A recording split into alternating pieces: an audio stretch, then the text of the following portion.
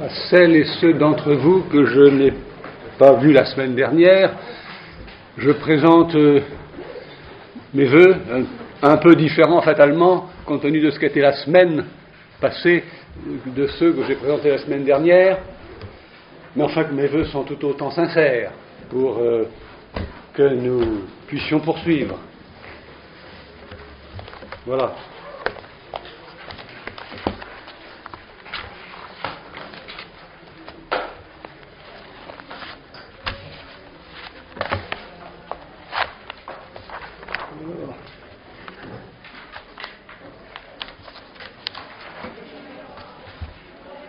Alors je dirais qu'il n'a pas fallu longtemps, il n'a pas fallu attendre longtemps pour que la suite naturelle de ce que j'avais à raconter soit perturbée. Vous seriez quand même surpris et surprise si la philosophie était à ce point impassible qu'elle n'ait pas été du tout modifiée ou touchée par la semaine que nous venons de vivre. Ce n'est pas que je vais faire du tout la philosophie de cette semaine-là, ce serait ridicule, grotesque, malvenu. Mais je suis obligé de prendre acte d'une chose, c'est que, ayant annoncé comme thème la philosophie ou changer d'entendement, j'ai peut-être été pris de vitesse et que nous ayons été contraints de changer d'entendement plus vite que nous n'aurions voulu et pu. C'est la première chose que je voudrais faire, et ce sera donc une séance en deux parties, en quelque sorte, et ensuite, compte tenu de ce que je soupçonne comme une possible modification, pas possible, à moins que la philosophie soit dans un éther absolument impassible et que, quoi qu'il arrive, elle se déroule dans l'impassibilité absolue. Bon. Ce que je ne crois pas. Bon. Nul ne le croit, dans le fond. Nul ne le croit. Bon. Et une fois que j'aurai amorcé ça, je voudrais essayer de voir si je peux entreprendre une reprise, même modifiée, de ce que j'ai amorcé la semaine dernière. Vous dites, il y a quelque chose qui était intervenu, et qui concerne évidemment le changement d'entendement. Bon. Alors, je dirais que je vais donc faire une série d'items qui vont s'enchaîner, et vous allez voir un peu ce que j'ai en tête. On est vite talonné par le réel. On l'oublie parfois en philo, mais on est vite talonné par le réel. Me voici déjà dévié de mon programme. Première indication sur comment est amené un changement d'entendement. Pas par la volonté, c'est pas comme ça qu'on dit. Bon. Parce qu'une configuration a pensé, quelque chose a pensé, a fait irruption, et voilà que ce que j'appelle moi en philosophie le par ailleurs, c'est-à-dire ce qui vient d'ailleurs, par rapport au cœur de la philo, a fait irruption dans le souci philosophique. Bon. Depuis hier, disons, nous avons peut-être, depuis la semaine passée, un nouvel entendement. Ce n'est pas une récupération du lundi soir, mais plutôt une dessaisie et un relâchement des discours de capture et des discours de saisie. Bon. En gros, un discours, c'est relativement capturant. Ça veut saisir des lignes, des lignes de force, une circonscription, etc. Bon. On n'a pas encore changé de monde pour autant, Si on a changé d'entendement, aujourd'hui on n'a pas encore changé de monde. Pas tout à fait. Peut-être seulement d'affectivité sociale, je ne sais pas. Je ne sais pas. Peut-être seulement d'affectivité sociale. Peut-être un peu de lien social. Je ne sais pas. Bon, je vais envisager tout ça. Bon. J'avais, j'oserais dire avec un peu d'ironie, un temps d'avance quand j'évoquais la semaine passée dans le nouveau style de commencement que je préconisais pour la philo. Vous vous rappelez cette distribution en brouillard ou en nuage? J'avais noté naturellement, c'était le septième item. Je l'ai noté là. Le septième item était, il y avait la brute, la relance, l'exercice, bon, laissons tout ça. Bon. Naturellement, le cours du monde a lieu. Naturellement, le cours du monde a lieu. Est-ce que la philosophie fait un ou deux avec le cours du monde? Ça, c'est un problème de diagnostic du cours des choses. Si on était un strict hégelien, mais il n'y en a plus des stricts hégeliens, ils seraient aux eaux, ces gens-là. Bon. Si on était un strict hegelien, il n'y aurait pas un iota d'écart entre le cours du monde et le discours qui est tenu. Bon. Alors, j'aurai l'occasion de revenir sur cette distribution, je dirais, de notions, de situations qui fabriquent un nuage dans lequel quelque chose de la philosophie peut commencer. C'était la semaine passée, ça. Hein? Bon. Ce qui veut dire que le commencement est d'une toute autre nature que la façon dont ça commençait dans la philosophie classique. Ça commençait par des principes ou par des abstractions. Bon. On avait une abstraction majeure, où on avait quelques principes, et puis, en vertu de la logique des processus, on déduisait des principes, des conséquences. Bon. Et ça, c'était une des formes de commencement. Bon. Ce que je préconise, c'est un commencement tel que ça prolifère, par où ça commence, et qu'on ne sait pas ce qui commence, et commencer à un autre sens, finalement. Un autre sens. Bon. Alors, je dirais que voilà ce que me suggère ce qui vient de se proposer comme cours du monde cette semaine, à savoir d'abord qu'il est difficile de savoir si la séquence du cours du monde à laquelle nous avons assisté, ou à laquelle nous avons été partie prenante, difficile de savoir si cette séquence elle est limitée ou pas. Donc il y a une indécision sur son mode de délimitation. Bon. J'annonce tout de suite la couleur. Ce que je vais appeler philosophie. Je lui demande d'être le garant, ou la garante. Mais à quelle distance? À quelle distance? Je ne sais pas la distance. De loin, de près, à côté, sur le côté, en dessous, de haut, très haut. C'est très difficile de savoir où placer l'œil philosophique. Bon, si vous le placez au centre, vous savez où il est le centre aujourd'hui, vous? Bon. Si vous le placez sous terre, mais pas trop profond, ben vous avez des choses comme Deleuze préconisait. Si vous le mettez très profond, vous avez de lourdes pensées, enfin au sens de l'allemand, le Urdenken, bon, etc. Bon, donc être le garant d'une distribution analogue à celle que j'ai faite la semaine passée, d'une distribution. Bon, je ne sais pas si cette notion vous est familière. Moi, ça me plaît parce que ça m'évite de savoir par quoi je vais commencer. Tout commence en même temps. Toutes les notions commencent en même temps. Elles sont toutes coagissantes. Elles sont toutes irréductibles.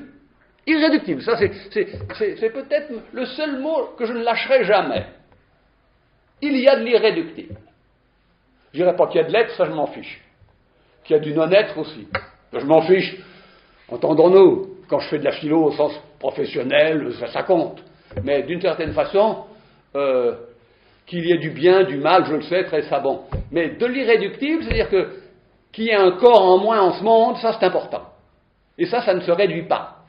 Qu'il y ait du crime, ça ne se réduit pas. Et aucune dialectique au monde, aucune dialectique, c'était ça la dialectique, hein, réduire l'irréductible. Hein, c'est pas autre chose. Bon, Hegel, c'est pas un sot. Hein. Bon, il savait bien qu'il y avait des choses très, très, très difficiles à réduire, la négativité était le nom par lequel il prédisposait l'irréductible à être réduit, car il y a une canaillerie là-dedans. C'est qu'il ne prenait pas l'irréductible de telle façon qu'il soit absolument comme un caillou dans l'estomac. Hein. Ça, c'est irréductible, un caillou dans l'estomac. Bon, à peu près. Bon. La métaphore est de lui. Hein. Bon. Mais il disposait l'irréductible pour qu'il puisse être réduit quand même, tout en ayant eu son moment irréductible. Bon. Moi, il n'y a pas de moment irréductible, c'est irréductible. Alors, disons, ce dans quoi nous avons été immergés. Nous, Français, Parisiens, Européens, tout ce que vous voulez. Bon. Ce dans quoi nous vivons, ce dans quoi nous avons été immergés, c'est une distribution informe. C'est-à-dire qu'il n'y a pas de forme. Informe n'est pas négative dans ma bouche. Hein. Je ne peux pas dire c'est en cercle, en carré, en rond, en lisse, etc. Bon. Une distribution informe de prédicats irréductibles qui cadrent peut-être cette informe. Peut-être que cette informe aura, plus tard, une certaine forme. Je ne sais pas. Bon. La distribution des prédicats de réalité, elle est quelconque. Alors je me suis pris au jeu de faire une liste de ces prédicats irréductibles pour tenter de configurer la distribution qui vient de nous sauter au visage et qui nous invite de façon urgente à la pensée, alors que nous ne sommes pas du tout prêts à la penser, puisque nous pensons précisément ce qu'on appelle penser, c'est-à-dire quand il n'y a pas d'irruption comme ça, latérale et soudaine d'un fait, d'un événement, d'un processus, je voudrais, qui oblige, alors non pas à envisager une réduction de l'irréductible, mais à envisager une nouvelle configuration des pôles irréductibles. Alors, je me suis amusé, le mot n'est pas bienvenu, je me suis dit, dans la configuration à laquelle nous sommes entrés, il y a nécessairement, premièrement, de la puissance, je dirais, de l'ample et du vaste, mais de la puissance, de la force. Il y a de la force. Bon. Deuxièmement, enfin peu importe les deuxièmement, hein, il y a de l'indéterminé. Vous ne pouvez pas présumer ni préjuger du sens que ça va prendre et que ça a pris déjà. Vous ne pouvez pas préjuger. Bon. Il y a de l'indéterminé irréductible. Si l'indéterminé est temporaire, alors, pas d'inquiétude. Bon, on est sauvé. Bon. Mais, je ne sais pas si, bien qu'il y ait de l'indéterminé, nous soyons pour autant perdus. Il y a quelques penseurs de l'être perdu. Bon. De Pascal Heidegger, il y en a quelques-uns. Nous sommes perdus dans un recoin d'univers. Je ne crois pas que nous soyons perdus. C'est pas ma sensibilité. Nous sommes quelque part associés, assignés à des lieux, associés à des voisins, associés à des voisinages. Bon. La configuration, elle est polymorphe. Ça, c'est très important. Bon. Elle est polymorphe, c'est-à-dire qu'elle est multiple et qu'il n'y a pas moyen de définir un point de vue qui serait le point de vue de tous les points de vue et qui serait le point de vue dominant résumant les autres points de vue. Bon. Polymorphe, ça veut dire que selon que vous la regardez là ou là, vous voyez autre chose. Bon. Et il n'y a pas de bon point de vue. Bon. Mais il y a des points de vue plus puissants que d'autres, il y a des points de vue plus intéressants que d'autres, il y a des points de vue qui dépendent d'autres, mais si vous voulez réduire la notion de point de vue, vous faites sauter ce dont je parle. Tout ce dont je parle ici, en principe, est irréductible. Bon. Il y a évidemment, dans cette configuration, je ne retrouve jamais une page de Merleau-Ponty que j'ai lue il y a plus de 20 ans, où il disait « Il faudra désormais parler en termes de... » Je crois que c'est dans Signe, mais je n'arrive pas à la retrouver. Il faudra parler dorénavant en termes de configuration, etc., etc., etc. Bon, je ne sais plus, mais ça m'a frappé qu'il y a fort longtemps, donc Signe, c'est loin, 1960. Hein, il voyait qu'il fallait parler en termes de configuration. Bon, et une configuration, c'est précisément la figure formée par ces pôles irréductibles qui n'ont pas plus telle forme que telle forme. Ils n'ont pas la forme d'un ballon de rugby, ils n'ont pas la forme d'une sphère. Bon. On a beaucoup représenté historiquement comme ça des figures spatiales qui étaient régulières. Bon là c'est un polyèdre tout à fait irrégulier. Bon, je ne sais même pas si c'est un polyèdre. Bon. Polymorphe, bon. Avec évidemment plein d'ambiguïté, d'ambivalence et de contradiction. Le truc qui est arrivé hier, enfin la semaine passée, est plein de contradictions, d'ambivalence et d'ambiguïté. Si vous faites sauter ça, il n'y a plus rien. Bon, rien ne réduira la contradiction. Hein, rien ne la réduira. Et aucune... Moi, là, je ne suis plus du tout hegelien là-dessus. Aucune... Bon, je sais très bien que la dialectique, c'est la productivité de la contradiction. En principe, une contradiction, comme dit Wittgenstein, c'est l'indication qu'il faut changer de direction. Vous alliez par là, pouf, il y a un mur, il faut changer de direction. Bon, c'est comme ça qu'il qualifie la contradiction. Bon, pour Hegel, c'était la source même de la productivité, disons, de ce qui est. Bon, s'il n'y a pas de contradiction, ce qui est homogène et meurt sans résultat. Ce qui meurt dans la contradiction a du résultat. Bon. Mais la contradiction disparaît du même coup. Bon. Là, la contradiction ne disparaît pas. Ni l'ambiguïté, ni l'ambivalence. Il y aura à compter, évidemment, dans cette affaire-là, avec le temps. Et avec de l'endurance. Combien de temps ça va durer, cette configuration? Je ne peux pas vous le dire. Bon. Et quelle sorte de temps? Je ne peux pas vous le dire non plus. Dans cette configuration, il y aura obligatoirement action et réaction, avec des provocations. Bon.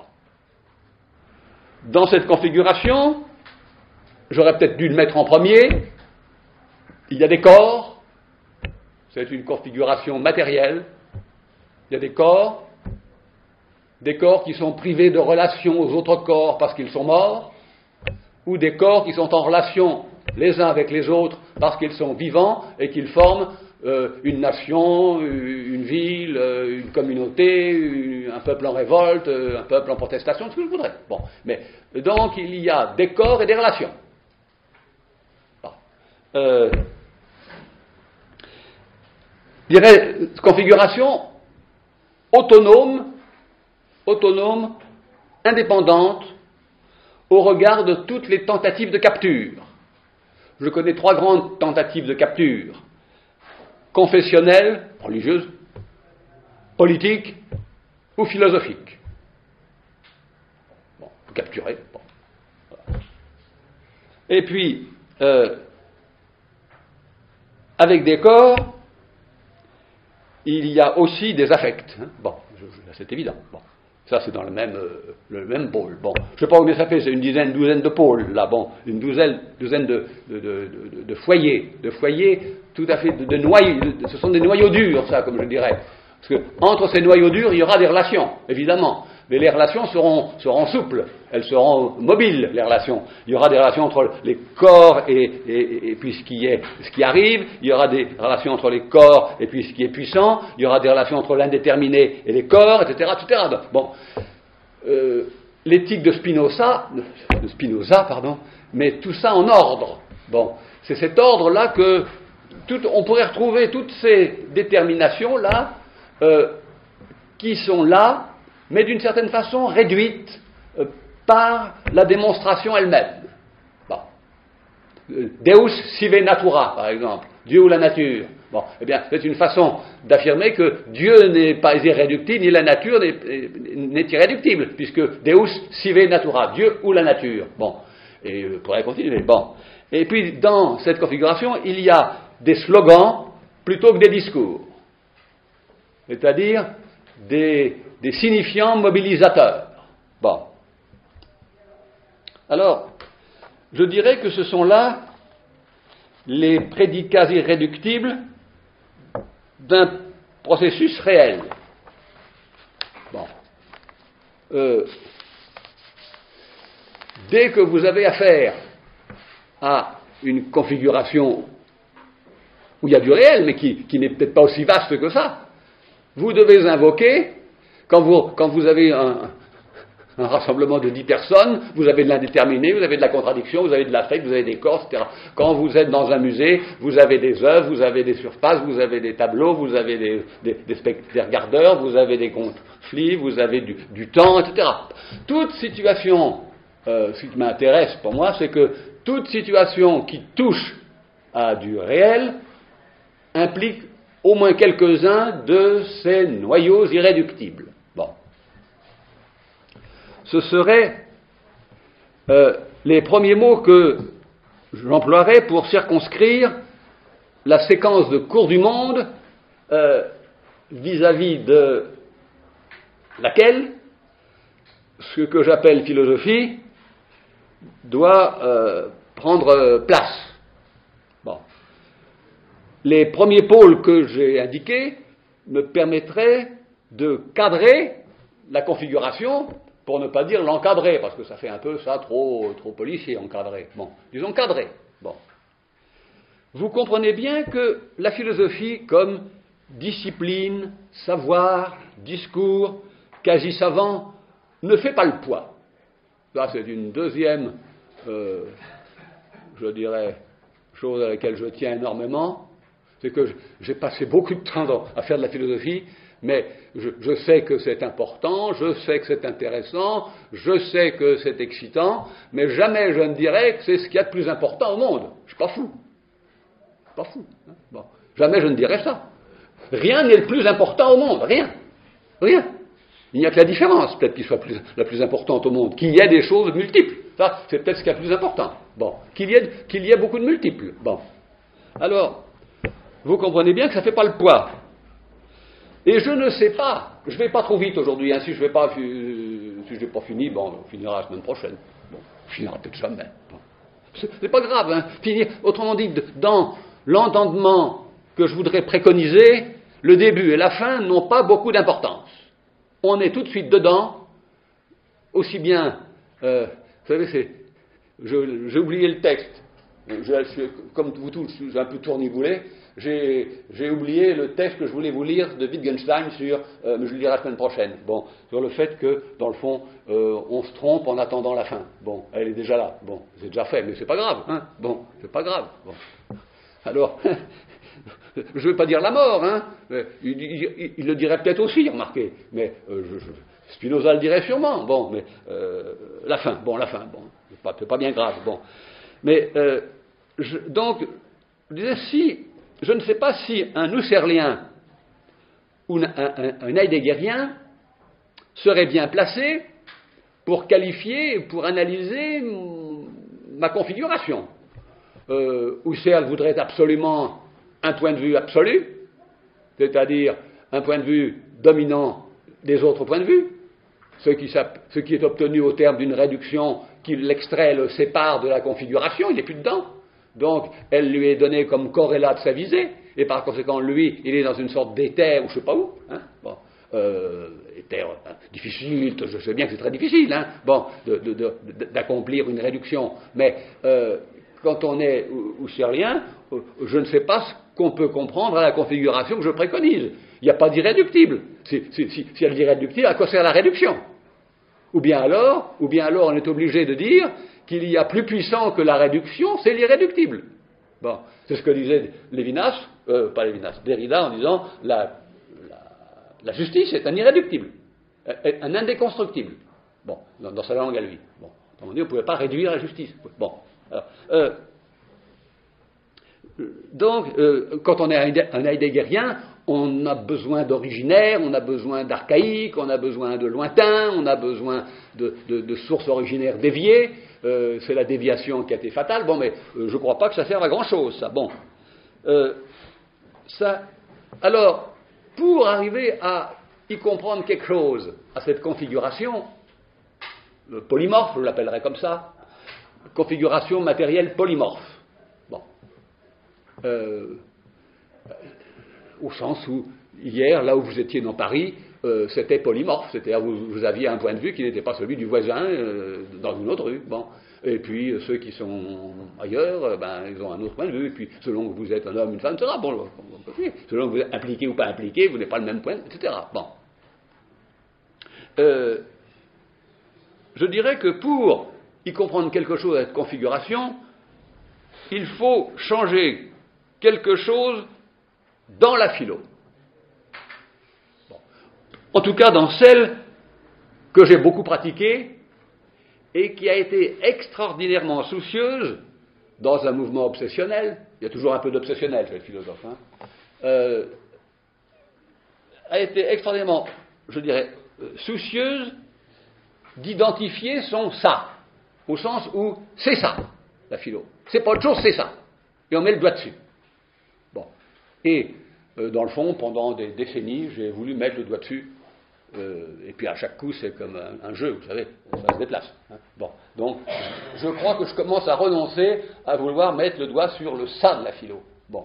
C'est ça, comme c'est ça la peinture, comme c'est ça l'art, comme c'est ça la vie, comme c'est ça l'amour, comme c'est ça la mort. Chaque fois que vous dites comme c'est ça, attention. Bon, je dis attention alors que je l'ai beaucoup fait. Bon, alors, je propose plutôt des prédicats en nuages, comme je vous le disais la semaine dernière, sans préjuger de l'ordre. Bon, et on est assez surpris que quelque chose de réel, confronté à la première approche que je préconise, soit assez bien cadré par les mots que je viens de donner. Bon. Ces mots, c'est cette série de mots sans ordre, de mots désordonnés. Bon. Aujourd'hui, après avoir fréquenté les grandes constructions philosophiques, je ne chercherai pas d'abord les principes. Je ne vais pas commencer par me demander quels sont les principes, les causes et les sources, la provenance de cette configuration dans laquelle nous sommes confrontés. Bon, nous sommes ni dedans ni dehors. Bon. Il faut arriver à faire dépérir cette trop facile opposition, on est dedans ou dehors. Bon. Mais c'est très difficile de faire dépérir une notion. C'est qu'il faut la désaffecter. C'est-à-dire, pas la désinfecter, la désaffecter. C'est-à-dire, il faut retirer l'affect qui la tient, qui la soutient. Bon. Et alors, elle perd petit à petit, disons, de son adhérence. Bon. Je laisserai tomber, je dirais, cette affaire de notions, et je distribuerai, je dirais, les pôles là, les pôles durs, les pôles résistants, les pôles irréductibles, sans trop savoir le discours qui pourrait les lier, puisque j'appellerais discours ce qui permettrait de passer des relations entre ces pôles qui sont comme ça un petit peu en désordre. Comment vous allez faire passer une relation entre les corps et les contradictions? Bon, si vous arrivez à trouver une relation, vous amorcez du discours. L'idéal, ce serait évidemment de faire passer, c'est un peu l'histoire des ponts de Königsberg, ça. Bon, si vous arrivez à faire passer partout des connexions, vous allez avoir un discours saturé. Bon, je pense que vous n'y arriverez pas, et que je ne vais pas m'y engager, moi, autrement dit, mais j'appelle discours dans ce que je fais ici, puisque j'essaie d'employer des mots en leur donnant une précision à peu près, à savoir c'est les relations assez souples et assez malléables, assez plastiques, les relations assez plastiques qu'il y a entre des pôles extraordinairement irréductibles. Bon, mais est-ce qu'ils ne sont pas réduits par la relation que l'on entretient avec d'autres? Est-ce que deux irréductibles entre eux sont toujours irréductibles? Bon, ça, je ne sais pas, je ne sais pas. Je doute. Donc il faudrait quand même aménager peut-être la notion d'irréductibilité. Mais comment? Bon. Alors, c'est assez complexe cette affaire, cette séquence du cours du monde qui est dite une manifestation. Pas au sens de la manif d'hier, mais au sens de la manifestation scherlienne, ou au sens du manifeste du Phanéronti. Bon, chez Aristote, quelque chose se montre. Bon, quelque chose se montre. Et je dirais qu'il faudrait trouver un corrélat sous le nom de philosophie qui ni ne dirige cette configuration, ni ne la domine, ni ne dise le mot de la fin, ni le premier mot, ni le dernier mot. Je crois qu'un philosophe doit aujourd'hui, renoncer à avoir le premier mot. Il n'a plus le premier mot. C'est d'autres gens qui ont le premier mot. Les hommes de science, bon, les sujets peut-être, bon, mais un philosophe n'a pas le premier mot. Hein, bon. Et il n'a pas le dernier mot, ça c'est sûr. Personne n'a le dernier mot. Bon. Il n'y a pas le dernier mot. Bon. S'il le veut, c'est un crétin. C'est-à-dire, il a réalisé un système. Bon. C'est-à-dire une construction paranoïaque, bon, grosso modo. Bon. Alors, mais une façon de m'y prendre sous le nom de philosophie qui préserve intégralement la force de chaque prédicat, et en préservant la force de chaque prédicat, je préserve le polymorphisme. On peut imaginer un certain nombre d'attitudes de la procédure philosophique. Bon. Alors, je maintiens quand même ce que je disais de la semaine passée, à savoir que une partie de ce que j'appelle philosophie est occupée en permanence à attester quelle est bien la philosophie. Bon, je me dirais c'est une tâche idiote. Oui ou non? Oui ou non? Bon, attendez, comme s'il n'y a pas ça, s'il n'y a pas ce souci d'attester en permanence que c'est ça la philo devient n'importe quoi, et n'importe qui s'en empare. Donc il faut mieux qu'il y ait quelqu'un qui dise non, non, non, non, non, il faut que dans la philo, il y ait toujours quelqu'un qui soit occupé à savoir que c'est bien ça la philo.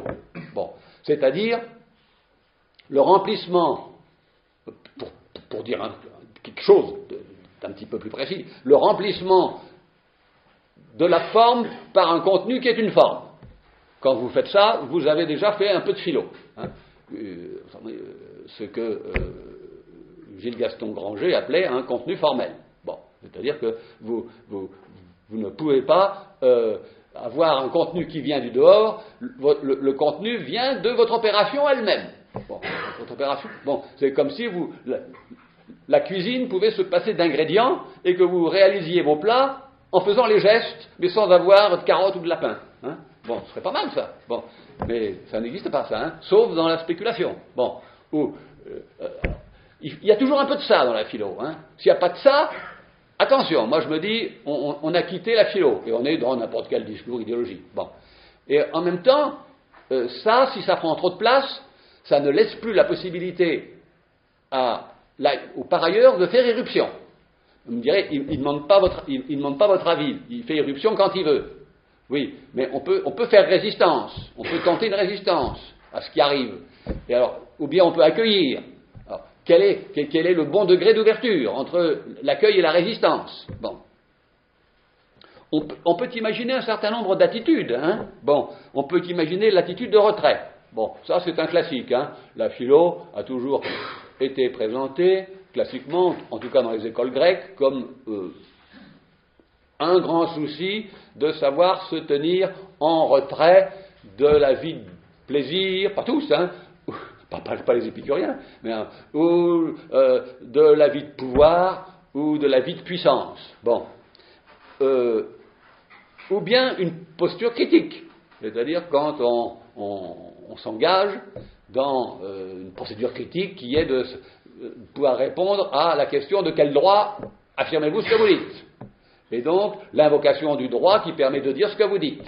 C'est ça une position critique, hein, et puis qui permet du coup de surveiller les frontières et de surveiller les passages qui ne sont pas légitimes. Bon.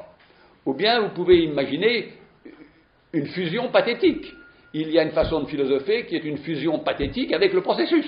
Bon, je n'aime pas trop tout ça d'ailleurs, moi. Hein. Bon, je vous le dis tout de suite, bon, mais je ne sais pas à quelle distance, je ne sais pas aujourd'hui, hein, à quelle distance placer l'activité philosophique pour qu'elle soit en état de tenir en même temps les noyaux irréductibles, leur configuration informe, peut-être la forme de l'informe, il y a peut-être une forme à l'informe, hein. Ça, c'est pas moi qui le dis, c'est Plotin, hein. Bon, le grand Plotin. Bon, il dit, l'informe, évidemment, il a une forme. C'est la plus intéressante des formes. Bon, la forme de l'informe, bon, dont nous n'avons qu'une notion très ténue qui est la trace. Bon, j'y viens. Bon. Pas Plotin, la trace. Bon. Donc, à quelle distance nous placer pour tenir en même temps les noyaux irréductibles? Ça, j'insiste, si cette semaine qui vient de se passer m'a donné une leçon, peu importe à moi, hein, mais c'est qu'elle a renforcé en moi l'évidence qu'on ne peut pas céder sur l'irréductible. Bon. Et que Bernard Sobel, vous connaissez l'homme de théâtre, disait des choses qui, il y a longtemps que je ne comprenais pas trop, que je répétais sans trop comprendre. Il disait un arbre est un arbre. Bon. Et le capitalisme a fait que les arbres sont dénaturés, ne sont plus des arbres.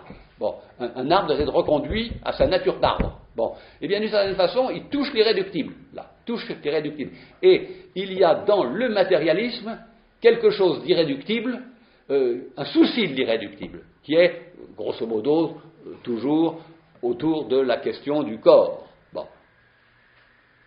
Alors, on va avancer un petit peu. Bon.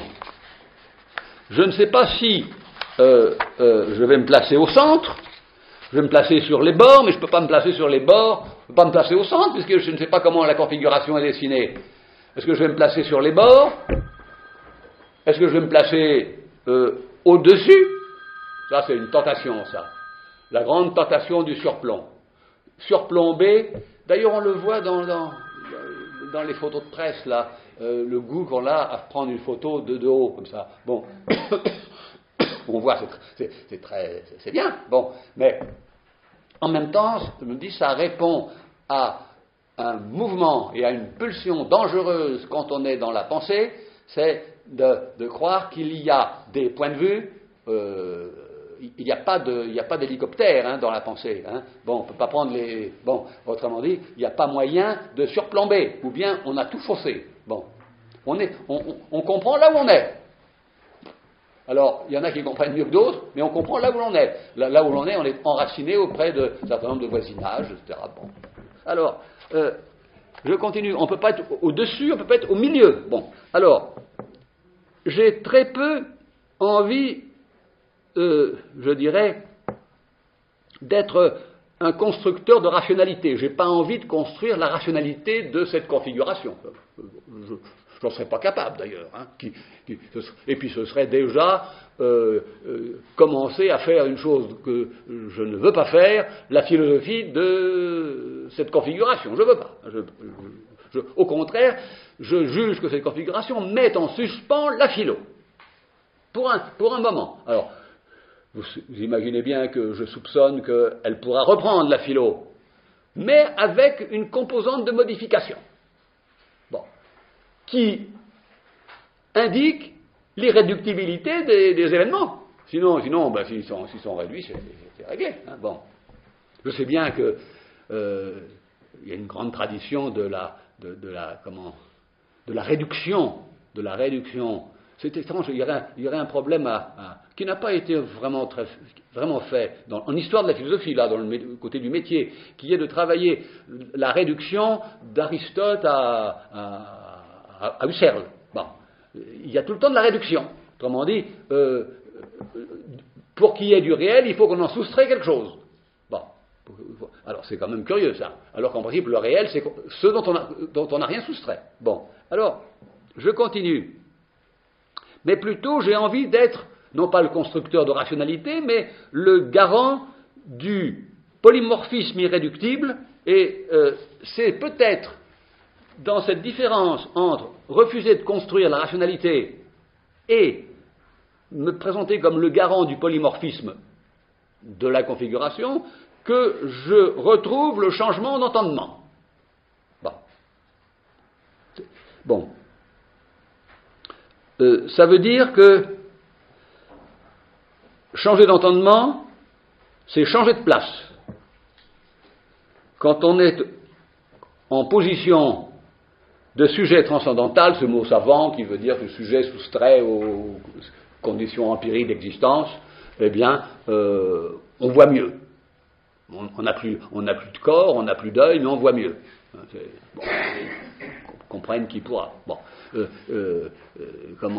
Eugène Fink, dans la 6e méditation métaphysique de Husserl, 6e méditation husserlienne, dit c'est quand même compliqué cette histoire de soustraire de l'homme tout ce qui est la composante concrète pour laisser quoi un œil transparent qui transperce tout, un œil de lynx quoi. Bon, c'est pas un œil de lynx un philosophe, hein, pas un œil qui traverse tout. Bon, alors. Est-ce que ce que nous avons, ce dans quoi nous sommes, dans la configuration dans laquelle nous sommes encore, c'est une manifestation de l'être? Ça, j'en crois pas un mot, ça. Hein. C'est peut-être une manifestation de la volonté de puissance, mais c'est vraiment pas une manifestation de l'être. Je crois pas beaucoup aux manifestations de l'être, moi. Hein. Bon, il n'y a pas qu'une seule notion explicative, et je ne vais pas invoquer l'idée. Hein, je ne vais pas invoquer l'idée qui est l'affaire. Alors, être le garant de la configuration informe. Alors, je conclus cet ensemble de propositions en disant, là où j'en suis, c'est être le garant, mais placé où, point d'interrogation, de la configuration informe, qui est une sorte d'élan, hein, bon, d'élan effractif, de la distribution des notions primaires irréductibles qui encadrent une séquence du cours du monde. Et toute séquence du cours du monde hein, obéit à ça. Si dans une situation il n'y a pas un peu de contradiction, c'est du flanc. Si dans une situation il n'y a pas un petit peu d'illimité, c'est-à-dire une indécision sur quand ça commence, quand ça finit, c'est du flanc. Bon. Dans les relations amoureuses, s'il n'y a pas de contradiction, vous me la copierez. Si vous savez quand ça commence, quand ça finit, vous me la copierez. Bon, donc tout ça, je pourrais multiplier les situations concrètes et les situations effectives où il y a du corps, tous les prédicats irréductibles que j'ai mis comme ça, en brouillard, hein, en distribution. C'est bien que on n'a pas cette habitude, on les met en ordre, depuis la plus importante, la plus fondamentale, jusqu'à la plus secondaire. Bon, je ne veux pas de ça. Bon. Alors, il y a une chose, c'est qu'il faut éviter que ces notions exercent les unes sur les autres, que ces pôles, ces noyaux exercent les uns sur les autres une attraction qui les fasse s'imploser au bénéfice d'un seul. Autrement dit, si vous avez réussi à attirer tous les irréductibles du côté de la contradiction, vous avez opéré évidemment une chose qui va vous permettre de résoudre, mais vous avez tout faussé. Bon, alors je continue un petit peu. Or tout cela, tout ce que je viens de dire là, que je n'aurais pas pu dire la semaine passée, hein, j'aurais pas parlé la semaine passée comme ça, je n'aurais pas pu. Bon, donc j'aurais pas eu l'idée. Bon, d'une certaine façon, tout cela donne déjà un coup de vieux à la façon dont j'ai dit que la philosophie se signalait. Vous vous rappelez, je vous ai dit, la philosophie se signale. Elle se signale, c'est-à-dire qu'elle n'est jamais là. Elle n'est jamais là pleinement. Elle se signale, c'est-à-dire qu'elle est peut-être là, mais peut-être à côté. Bon. Alors, elle se signale, je vous le disais, par des modifications dans l'exercer naturel des processus, lesquels ont une règle simple. Un processus, on le pose, il se déploie, il a des résultats. Bon. ou bien c'est qu'il a dévié, ou bien c'est qu'il y a une corruption interne. Bon. Alors, cette modification, elle... c'est ce que j'ai dit la semaine passée, ça, hein. Mais j'ai déjà peut-être changé d'entendement. Je ne saurais pas, et je ne vais pas céder au vertige de mettre le doigt sur quand je vais changer d'entendement, parce que ce serait un retour du c'est ça. Et mettre le doigt sur le c'est ça n'est pas bon. Ça a lieu, dans le fond, dans notre dos, sans qu'on le sache, à notre insu. Bon, les changements ont lieu à notre insu. On ne peut pas mettre le doigt dessus. Bon, et d'une certaine façon, c'est bien. Bon, ce qu'il faut repérer, c'est comment ça se passe un petit peu. Bon, alors, disons, je ne vais pas revenir sur la modification de l'exercice naturel, mais il y en a une modification que je signale à titre de mémoire, c'est celle qui favorise, je dirais, la surenchère et l'hyperbole, puisque c'est quand même l'une des ressources majeures du philosophe ordinaire, qui est de, si on a réussi à hyperboliser la situation, on a fait un peu de philo. Bon, autrement dit, comme disait très bien Deleuze, si vous voulez savoir ce que c'est que l'idée de rouge, hein, vous prenez quelque chose, n'importe quoi, où il y a du rouge et du pas rouge, vous isolez le rouge et le pas rouge, ça veut dire que vous pouvez l'isoler, puis, ayant isolé le rouge, vous le portez à son intensité maximale. L'intensité maximale du rouge est non rouge, elle est plus rouge. Quand le rouge est au maximum de lui-même, il n'est plus rouge, puisque l'excès de rouge n'est plus rouge, dans la logique en question. Bon. De l'hyper-rouge n'est pas rouge. Bon. C'est ça qu'il appelle l'idée de rouge. Donc, si vous voulez avoir l'idée de justice, ben, vous prenez justice-injustice, vous prenez justice, vous l'hyperbolisez jusqu'au moment où la justice n'a plus le visage de la justice, donc vous la désidentifiez, et vous avez l'idée de justice, qui peut inclure une certaine idée que nous avons, nous, que nous croirions être de l'injustice. Quand on parle de la justice évangélique, on est parfois étonné de cette justice, qui contient de curieuses séquences de ce que nous appelons de l'injustice. Bon, et ben, c'est comme ça. Bon, alors, on a d'une certaine façon, vous vous rappelez, j'ai parlé de l'ornière, ce délicieux endroit où on se stérilise, bon, à ne rien faire dans une activité de surmenage inouïe. Bon, je pense que les philosophes à la fois se surmènent dans les ornières, s'épuisent énergétiquement et ne font pas un pas. Bon, et quand ils ont fait tout ça, ils sont épuisés. Et ils disent c'est ça le bonheur. Bon, oui, mais je ne plaisante pas vraiment. Hein. Bon, alors, d'une certaine façon, nous avons été mis en dehors de l'ornière là. Put, expulsés de l'ornière. Bon, bon gré, mal gré. Bon gré, mal gré. L'ornière étant, vous le sentez bien, que je me reglisse. Vous soupçonnez aussi que je vais être, comment dirais-je, amené sûrement et menacé sûrement dans l'année à me reglisser dans une ornière parce qu'on y est trop bien. On n'a plus d'efforts à faire. Bon, quand Bergson parle d'une façon difficultueuse de penser, je suis certain qu'il a en tête attention aux ornières, c'est-à-dire les chemins. L'ornière, c'est Amécorte, une ornière. Amécorte, une ornière. Quand vous êtes là-dedans, vous n'en sortez pas. Bon, et puis plus vous grattez, plus vous restez sur place. Bon, fini infini, c'est une ornière. Bon, tout ça, ça sent l'ornière, ça. Bon, mais on ne le sait pas d'avance. Hein. Bon, alors, je continue un tout petit peu. Bon, alors. Je vais peut-être déjà passer un petit peu. Je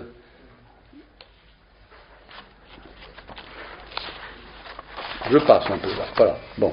Alors, on ne change pas d'entendement sur un coup de tête, mais peut-être par un coup sur la tête. Hein. Bon, ce qui n'est pas pareil. Bon. On change l'entendement par un basculement entre ce qui est du par soi et du par ailleurs. Et ces deux valeurs sont toujours en jeu. Bon. Il faut toujours un peu de par soi en philo. Le par soi, c'est ce qui repose sur lui-même sans appui. Et qui donc se légitime comme n'ayant besoin de rien d'autre que de lui pour être. Bon. Ce qui est par soi, bon, ça ne s'interroge pas. Si vous posez une question, pourquoi c'est par soi, vous ne comprenez pas. Pas de question. Bon, c'est un inquestionnable, hein, le par soi. Bon. D'ailleurs, il n'y a pas dans l'éthique de Spinoza, puisque l'éthique, la substance est par soi, vous n'avez pas de question sur qu'est-ce que la substance. Ce serait une folie. Bon, c'est une folie. Bon, il n'y a pas de question dans l'éthique. Il n'y a pas de question. Il n'y a rien de la fin en question. Bon, il y a des questions chez Kant, des choses à la fin en question, mais il n'y en a pas. Bon.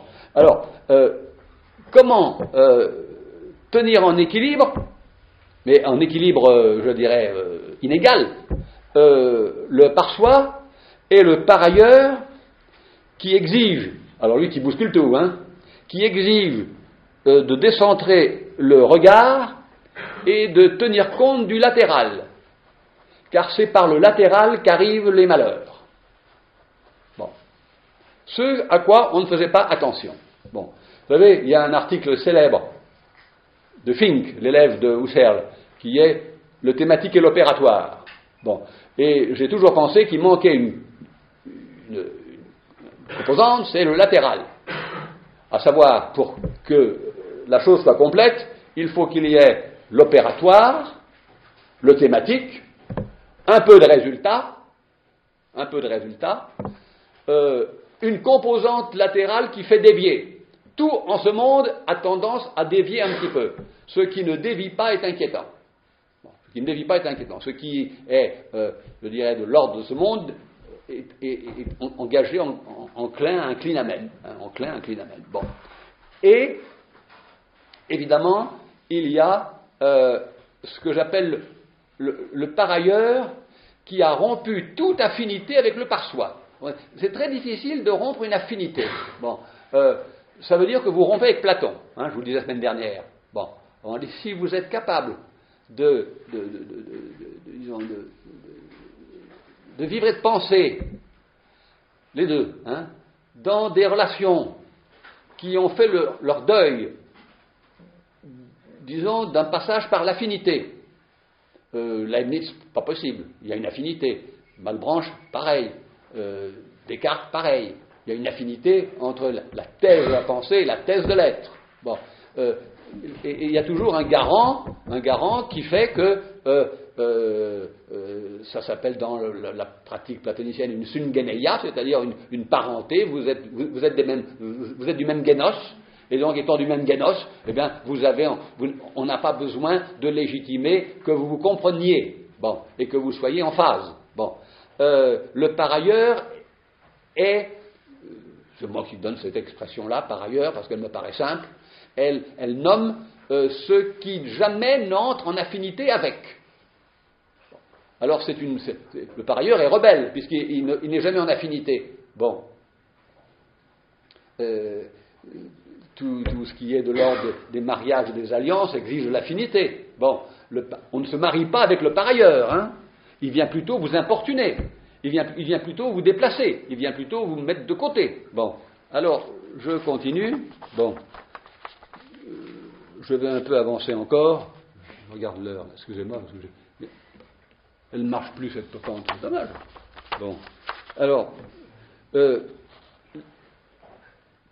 la philosophie qui vient, bon, après avoir été bousculée, comme je l'ai dit cette semaine, la philosophie qui vient, je ne la vois plus tenant un grand discours unique et délivrant un sens terminal, et je ne la vois pas tenant le premier mot ou l'archi-premier mot.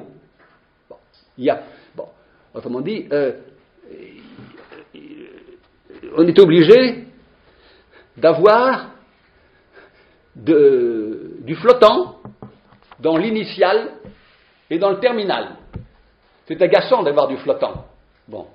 Mais il faut évidemment consentir à ce qu'il y ait de la flottaison dans les notions.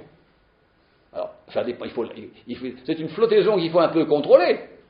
Mais si vos notions ne sont pas un peu flottantes, Lévinas est très fort là-dessus. Toutes ces notions sont flottantes. Visage, ça veut dire visage et pas visage. Hein. Bon. Toutes ces notions sont flottantes. Bon. Je sais que mon ami Richir déteste ça, parce que lui, qui est un ancien mathématicien, et qui est un phénoménologue, mais est un phénoménologue de la détermination non flottante. Et je lui dis, mais c'est important que les notions puissent flotter. C'est-à-dire que le début est flottant. Bon. Conjectural, aurait dit Kant. Conjectural. Bon. Et la fin est flottante. Bon. Vous ne pourrez pas mettre le doigt sur la fin. Bon, c'est très bien. Bon, on est très bien dans le flottant, non? On n'est pas tout le temps en train de vérifier que c'est bien ça. Hein? Je reprends l'exemple de la vie amoureuse. Si vous vérifiez tous les jours que vous êtes amoureux, c'est embêtant. Bon, il y a des jours, il faut laisser flotter. Hein? Il faut pas s'occuper. Bon, il y a des jours, il ne faut pas s'occuper de tout. Hein? Bon, il y a des jours, il faut être dans une certaine distraction. Hein? Et c'est le flux de la vie qui assure les choses. Bon. C'est mon idée, ça. Hein, bon. Alors, je continue. Bon,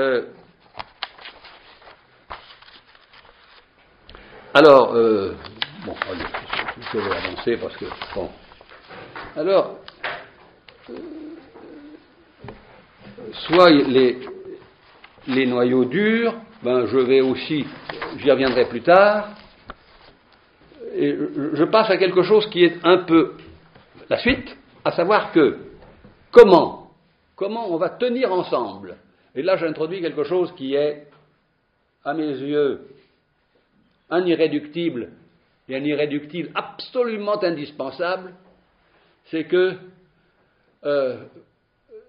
quand on a été à l'école de Platon à Heidegger, il n'y a qu'un seul processus authentique. Tous les autres sont des processus illégitimes, ou des déviations, ou des corruptions, ou des parodies. Mais il n'y a qu'un seul processus, et un seul. Bon. Et qu'il traverse tout, et que alors là, si vous êtes à la façon hegelienne, si vous cramponnez au processus qui traverse tout, vous traversez tout, sans encombre, et vous arrivez au terme du processus à peu près sain et sauf. À peu près sain et sauf. Si vous avez bien tenu. Si vous avez lâché, vous avez été broyé, ça c'est sûr. Bon. Mais si vous ne lâchez pas le processus, ben, vous êtes bien. Bon. Alors, mon idée, que j'ai depuis quand même un moment, c'est pas de cette semaine que j'ai cette idée, c'est que faire de la philosophie aujourd'hui exige qu'on comprenne ce que c'est qu'une activité hybride. Comme il y a des moteurs hybrides, je ne sais pas ce que c'est qu'un moteur hybride, enfin, je sais ce que ça veut dire, mais je ne sais pas très bien comment ça marche, évidemment. Bon, je ne sais pas du tout. Bon, mais je crois qu'il faut qu'il y ait des activités hybrides, c'est-à-dire qui se relaient les unes les autres, ou qui puissent avoir lieu en même temps. Alors, qu'est-ce qui est là-dedans activité hybride, et qu'est-ce qui est se tenir ensemble, ce qui ne veut pas tenir ensemble. Bon, évidemment que l'activité hybride, elle n'est pas avec elle-même dans une bonne relation, elle est en tension. Bon, je vais dire ce que c'est que cette activité hybride, hein, je n'ai pas encore dit. Bon. Mais il faut, alors, sans troisième terme, il faut tenir ensemble deux activités, ce qui veut dire que ça requiert qu'on change d'une certaine façon de s'y prendre. La première activité, c'est que nous avons tous, finalement, comme trace, je dirais, umnésique ou psychique, je dirais comme trace, l'idée d'une opération merveilleuse. Bon. Et une tentation d'identifier la philosophie à l'opération merveilleuse. Alors, l'opération merveilleuse, j'en parlerai, parce qu'elle m'intéresse. Mais elle vous allège de tout, elle vous fait tout traverser, il n'y a plus de frontières, il n'y a plus de résistance. Nous avons une idée. Alors, si vous prenez la façon dont... Attendez, je vais tout de suite y venir. Bon. si nous avons, je l'affirme ça, comme Spinoza dit, nous avons une idée vraie. Si on ne l'a pas, on ne l'aura jamais. Eh bien, je dis, nous avons l'idée d'une activité merveilleuse, c'est-à-dire d'une activité qui a réussi à en finir avec les résistances, avec les déviations, avec les pesanteurs, et qui est légère, aérienne et sacrée. Je donne 3 prédicats de Platon pour qualifier l'activité poétique. Le poète est chose légère, aérienne et sacrée. Kouphon, gar crema, poétesistique, kai teron, kai hieron. Bon, le poète est chose légère, aérienne et sacrée. Eh bien, c'est l'opération merveilleuse, ça. Bon, l'opération merveilleuse, je lui donne, je lui ai trouvé 11 items pour m'amuser. Bon, faut bien, hein. Bon, essayez pour la qualifier. Bon. Alors, il y a, et c'est indiscutable, une notion, une idée populaire de la philo qui est juste. Qui est juste. Bon. Si on ne l'a pas, personne ne l'aura à notre place, et personne ne nous la donnera, ou bien c'est dangereux si on nous la donne, c'est très dangereux si on nous la donne, parce qu'on nous refile des idées. Bon, il ne faut pas se laisser refiler des idées, hein, surtout pas. Bon, je ne voudrais surtout pas vous refiler des idées, surtout pas. Hein. Bon, donc il y a quelque chose qui me soucie, qui m'intéresse, qui m'occupe, c'est que l'activité merveilleuse, elle est en chacun d'entre nous, non pas, je dirais, en exercice, c'est pas vrai. Nous ne sommes pas en train d'être dans l'activité merveilleuse. On est plutôt au charbon. Bon, on est plutôt dans la peine, plutôt dans le souci, plutôt mais il y a, ça je l'affirme, en nous, non pas une idée, mais une trace de cette opérativité merveilleuse et qui de temps en temps est réexcitée. Alors, c'est un rêve, c'est une idée, c'est une activité de rêve, hein, au sens où on le dit, une chambre de rêve, hein, qui donne sur un lac, hein, calme, hein, où il y a des oiseaux. Bon, c'est un peu fade tout ça, mais enfin. En tout cas, il y a quelque chose qui peut être associé à cette idée d'activité merveilleuse, c'est qu'elle surplombe. C'est pour ça que je dis une fenêtre sur un lac, elle surplombe. Elle a une position, elle n'est pas localisée, elle surplombe. Elle est traversante. Elle est traversante sans rencontrer de résistance. Elle est en affinité avec tout ce qu'elle rencontre. Donc pas de malheur. Elle est puissante et unifiée. Elle est puissante. Bon. Il y a une chose qui est dans, je dirais, l'entendement populaire, c'est que la philosophie n'est pas pour tous. Vous le savez bien. On juge que c'est quelques-uns, désignés par je ne sais pas quelle instance, qui ont la grâce, la chance de pouvoir en être. Bon, autrement dit, il y a un petit déficit démocratique là, sans doute. Mais, oui. Elle est, cette activité merveilleuse, vaguement ridicule. Car un philosophe est vaguement ridicule. Vous savez bien, quand on dit je suis philosophe, on se dit, oh, c'est que ce jobard. Bon. Il y a quelque chose de ridicule dans la qualification. C'est risible, parce que c'est gonflé, ce sont toutes les écoles cyniques qui avaient un goût particulier pour dégonfler tout ce qui est comme ça. Les Grecs connaissaient très bien cette affaire de se gonfler d'importance. Comment c'est en grec déjà? Le nom m'échappe. Tu sais, comment on est plein de soi-même. Je ne sais plus, je ne l'ai pas. Je n'arrive pas à le trouver. Comment c'est? On est plein de soi-même. Et donc, Socrate est dégonfleur du plein de soi-même. Je ne sais plus le nom. Il me reviendra. Je ne l'ai plus en tête. Bon. Pardon? Ça m'échappe. Mais moi aussi.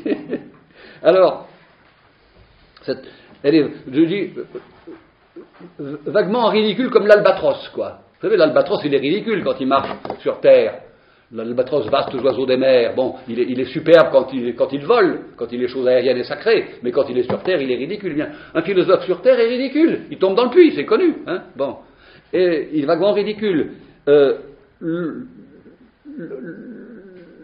L'opération merveilleuse paraît plutôt démentie.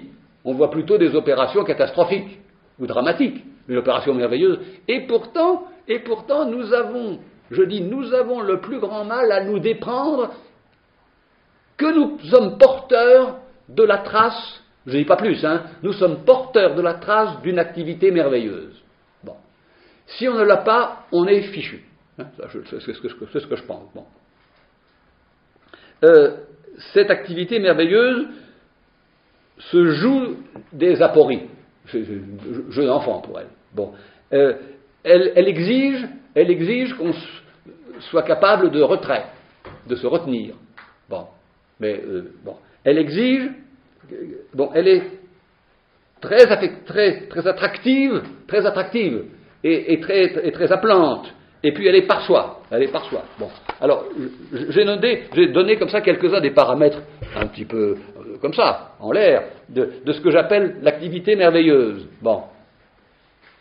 On n'est pas en ce moment dans l'activité merveilleuse déployée.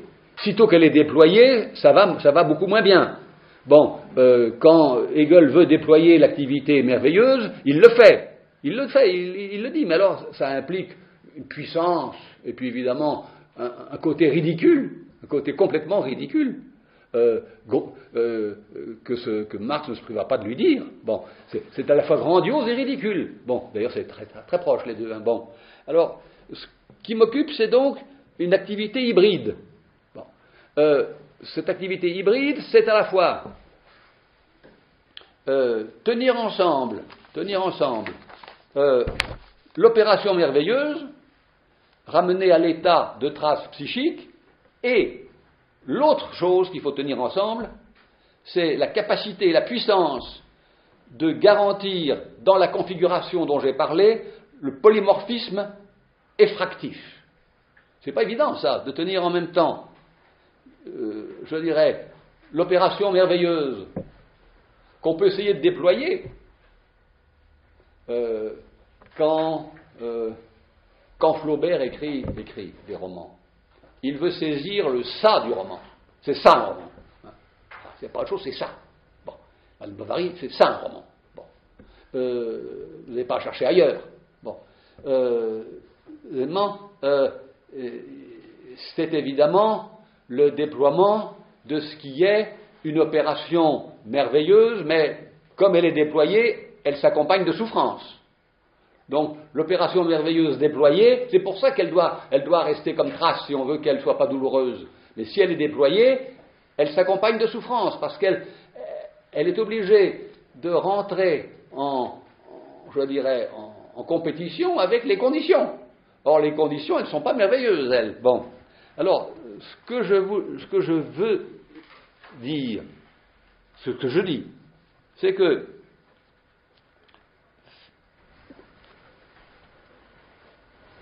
changer d'entendement, je récapitule, hein. Changer d'entendement, après avoir renoncé et fait dépérir les catégories du style commencement, fin, support, garantie. Hein, bon. Avec ces 4 trucs-là, vous faites beaucoup de philo. Hein. Commencement, fin, support, garantie. Bon. Quand vous avez fait dépérir ça. Bon. Donc quand vous avez retiré vos affects à ça. Bon. Il y a un affect très puissant qui vous accroche au commencement. Hein, et à l'archi-commencement. Et l'affect qui vous accroche à l'originaire. Il est très fort, l'affect qui vous accroche à l'originaire. Bon. Mais si on s'en libère, parfait. Bon, parfait. Bon, idem pour la fin. Bon, idem pour le support. Idem pour la garantie. Si on n'a pas de garantie, on ne sait pas. Bon, alors, donc, changer d'entendement avec le virage dont j'ai parlé, imposé par la semaine passée. À savoir un virage qui oblige à comprendre que le changement d'entendement, il ne vient pas de notre volonté, ni d'un désir, mais il vient d'une effraction incontrôlable imprévisible, qui vient du latéral, qui vient on ne sait pas d'où, on le sait après, mais sur le champ on ne le sait pas d'où, bon, et qui oblige à apercevoir qu'on est dans tous les pôles dont j'ai parlé, qui sont ces pôles d'irréductibilité. Bon, alors, si je continue, je dirais ceci. J'en suis où là? Je regarde l'heure, excusez-moi, hein. Parce que je voudrais. On m'a demandé de ne pas finir trop tard, parce que 9 heures c'est un peu tard pour un certain nombre d'entre vous. Bon, par conséquent, je finirai peut-être vers 9h moins le quart, hein. Ça dépendra. Des fois, j'arrive jusqu'à 9h selon l'inspiration. Hein. Bon, alors, ce qui est difficile, changer d'entendement, c'est mener 2 opérations en même temps. Hein, ça, c'est sûr. Bon. 2 opérations en même temps, c'est-à-dire, en même temps, un substitut de l'opération merveilleuse, car la philo, disons-le carrément, elle a rêvé. Chez Plotin, c'est manifeste. Je suis un lecteur de Plotin régulier, et Plotin, ce sont des rêves de pensée. Il ne pense pas, il rêve qu'il pense. Enfin, plutôt, il rêve ses pensées. Bon, donc, elles n'ont pas de résistance. On se transporte dans l'un, comme ça, dans le bien. Allez-y, vous. Hein, mais c'est pas évident. Bon, donc, on se transporte comme ça. Bon, donc, il y a une espèce d'amorce quand même de l'opération merveilleuse. Bon. Et elle est amorcée en ce monde chaque fois qu'il y a une œuvre d'art, qu'il y a un geste éthique, qu'il y a... Bon, c'est-à-dire où Bergson aurait très bien compris ça, que la vie est l'opération merveilleuse. Quand il dit, par exemple, que la nature n'a pas plus de mal à faire un œil, et pourtant c'est un système optique, pas que c'est difficile. Bon. La nature n'a pas plus de mal à faire un œil que vous à faire ça. Pas compliqué ça, hein. C'est lui qui le dit, ça. Bon. Donc, la nature, bon, Bergson avait une idée très, très précise. Il détestait les opérations difficultueuses. Il détestait le fait d'avoir à lutter en permanence contre les éléates, qui étaient des emmerdeurs, qui mettaient en même temps en conflit la signification et le mouvement. Tu ne peux pas à la fois être dans une signification et un mouvement. Bon, et alors, fort de ce petit truc, ils emmerdent tout le monde, c'est vrai. Bon. Et donc, Bergson, toute sa vie, a lutté contre la résurgence éléate qui est invincible, hein, invincible. Et la vie, elle se rit de ça. Chut, elle est l'opération merveilleuse. Bon. Et donc, c'est intéressant quand même. Bon. Alors, mais, avec l'opération, avec son entendement, à lui, il n'aimait pas l'entendement, hein, il l'avait remplacé par l'intuition. Bon, il n'aimait pas l'entendement parce que l'entendement était précisément pris par la situation aléate. Bon, on est embarqué, c'est-à-dire qu'il y a 2 registres, les significations qui ne sont jamais en mouvement, ça ne veut rien dire qu'une signification soit en mouvement. Hein. Le sens n'est pas en mouvement. Bon. Et les mouvements physiques, si vous combinez les deux, vous avez des apories épouvantables. Bon. Alors, mais ce que Bergson n'aurait sûrement pas accepté, c'est l'idée qu'on avait affaire à des configurations polymorphes effractives. Lui qui était un diplomate hors pair, puisqu'il avait été choisi pour aller traiter auprès de Wilson, c'est ce qu'a très bien montré Philippe Soulez dans son travail sur Bergson politique, mais à mon sens c'est plutôt Bergson diplomate. Bergson savait s'y prendre avec un problème pour qu'il présente le moins d'aspérité possible, à la différence de Sartre, qui prend tous les problèmes pour qu'il présente le plus d'aspérité possible. J'ai toujours trouvé qu'il y avait quelque chose d'étonnant dans cette consécution, puisqu'ils sont consécutifs. Bergson, Sartre, hein, c'est la suite de la philosophie française. Bon, Bergson, lui, il s'y prend en diplomate pour que ça passe. Hein, en diplomate. Bon, et en diplomate, c'est-à-dire qu'il ne veut pas de configuration polymorphe avec de l'irréductible, car un diplomate n'aime pas l'irréductible, évidemment. Un diplomate dit tout le temps, ah, ben cette difficulté, on va la résoudre.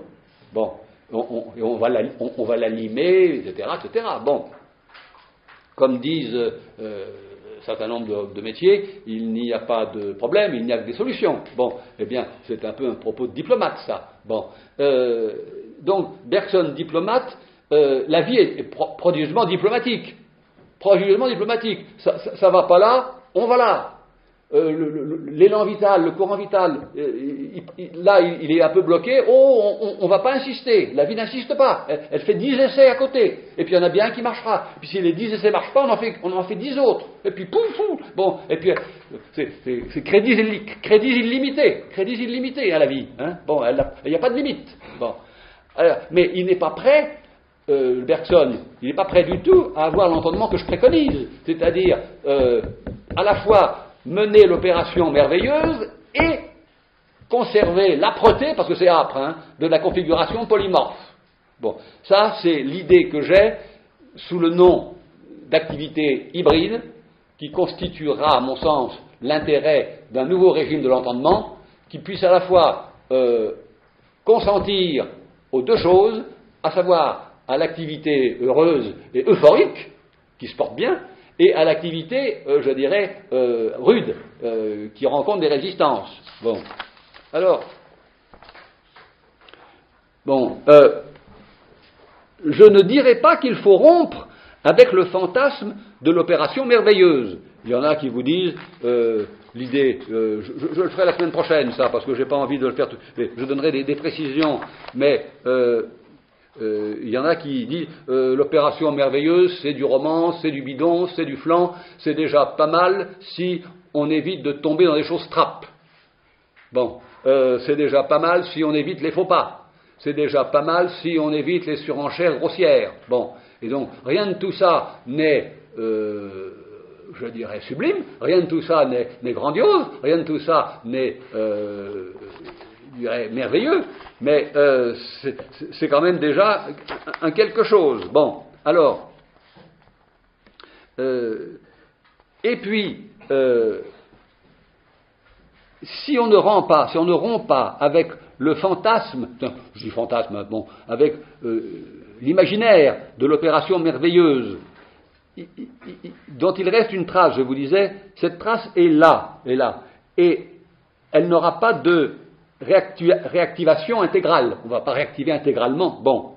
Mais il n'y a pas qu'un seul processus. Bon. Et il faut se confronter à l'autre. Le changement d'entendement, je dirais, c'est tenir ensemble deux procédures qui ne veulent pas tenir ensemble. Hein. Donc, il y aura du conflit et de la bataille. Donc, on reste sur une idée de la philosophie comme quand même une grande combativité. Bon, ça c'est un irréductible de la philo. Hein. La philo sans combat, ça n'existe pas. Hein. Ça c'est de l'eau de rose. Bon, la philosophie sans combat. Bon, il y a obligatoirement, je n'ai pas dit hein, tous les irréductibles, je n'en connais même pas la liste exhaustive, je ne suis pas fou. Hein. Je ne connais pas la liste exhaustive des irréductibles, comme je ne connais pas la liste exhaustive des paramètres qui font la philo. C'est à chacun d'en ajouter un, d'en déplacer un, etc. Bon, mais il est évident que si il n'y a pas cette polémicité entre les deux régimes de pratique hybride, hein, parce que la philo, elle marche à l'un ou à l'autre. Hein. Si un ne marche plus, on prend l'autre, si l'autre... Bon, mais d'une certaine façon, je rêverais que ça ait lieu en même temps.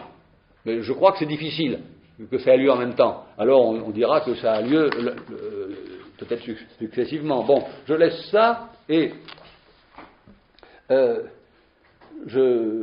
pense que sous le nom de philosophie, il faut donc opérer doublement. Doublement. Alors, premièrement, une activité en quête de son exercice, comme les peintres qui disent « je peins pour savoir ce que c'est que peindre ».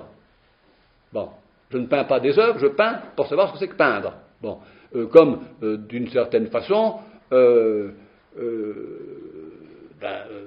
Flaubert écrit des romans pour savoir ce que c'est qu'un roman.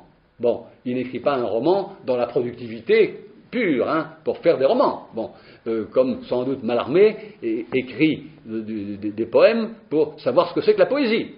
Bon, on dit, il y a cette espèce de réflexivité opératoire qui est décisive et dont on ne peut pas faire l'économie. Bon, alors il y a donc une activité en quête de son exercice sous conjecture, évidemment, parce que, comme je vous disais, et ça je le tiens quand même, je le dois à Hegel, nul n'a reçu en oracle ce que c'est que la philo. Bon, donc là, ayant entendu ça, ou bien vous avez eu une révélation oraculaire, ou bien vous êtes comme nous tous, à savoir que vous avez en germe et comme trace psychique simplement l'idée d'une activité merveilleuse. Hein. Bon. Et puis, un exercice qui n'a pas tout à fait de nom, la deuxième opération, un exercice qui n'a pas tout à fait de nom, qui tente de s'adapter, mais n'y arrive pas, tente de s'adapter aux variations du corrélat polymorphe têtu. Il est têtu parce que, comme on dit que les faits sont têtus, l'irréductible est têtu. Bon, vous ne pouvez pas. Bon. C'est donc une activité qui est brisée. La philo contient une brisure, un clivage. On n'aime pas s'en tenir à un clivage, ça c'est sûr. Bon. Et pourtant, je préconise qu'il faut s'y tenir. Bon. Et de la même façon que j'ai la profonde conviction qu'on ne pourra jamais nommer, par exemple, jamais donner le nom de l'articulation entre une œuvre et son terreau. Hein, une œuvre, et c'est dans quoi elle a pris ses éléments, ses racines, sa vie, etc. Bon, comment nommer ça reflet, je sais pas moi, expression, bon, il n'y a pas moyen de... J'ai la conviction que c'est une affaire qui restera toujours mal nommée. Il faut s'efforcer de la nommer. Je crois qu'il y a en philo des situations qui seront toujours mal nommées et qu'il faut quand même toujours s'efforcer de nommer. Bon. Et de la même façon qu'on ne pourra jamais vraiment nommer la brisure qui habite la philo. S'il n'y a pas de brisure, vous avez une activité facile. Hein. Vous avez une activité facile, et la philo n'est pas une activité facile. Donc une activité, premièrement, en quête de son exercice. On n'a jamais su si c'était ça la philo. Bon. Et on a fait sauter le ça, au risque du n'importe quoi. Bon. On dit si un certain nombre des commentateurs dans les médias de la philo, s'ils avaient le souci, l'inquiétude du est-ce que c'est bien ça la philo, ils la fermeraient rapidement quand même. Hein. Ils la fermeraient rapidement. Mais comme ils ont perdu ce souci-là, eh ben ils y vont. La philo, ça prolifère. Bon. Il y a une inquiétude d'identification de l'indéfini. Le ça, si on veut lui donner une qualification, c'est une détermination de l'indéfini. Bon, parce que le ça, il n'est jamais très précis, quand même. Bon, mais c'est une qualification qui vient s'ajouter. Et donc il y a ça d'un côté, une activité, et une confrontation qui garantit le polymorphisme dont j'ai parlé. Alors, ça, c'était donc ce que m'avait inspiré, je ne sais pas si j'irai beaucoup plus loin aujourd'hui,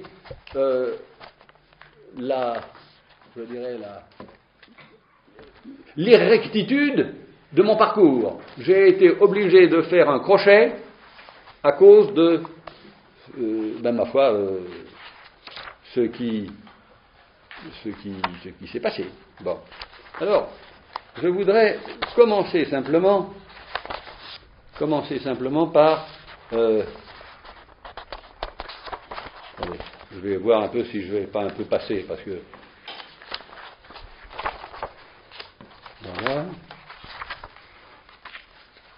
Voilà. Je récapitule une dernière fois le travail de surface. J'appelle travail de surface celui que j'ai entrepris la semaine passée. Il y a d'un côté et de l'autre, et puis le clivage qui est clivage difficile à... Si vous le gommez, c'est foutu.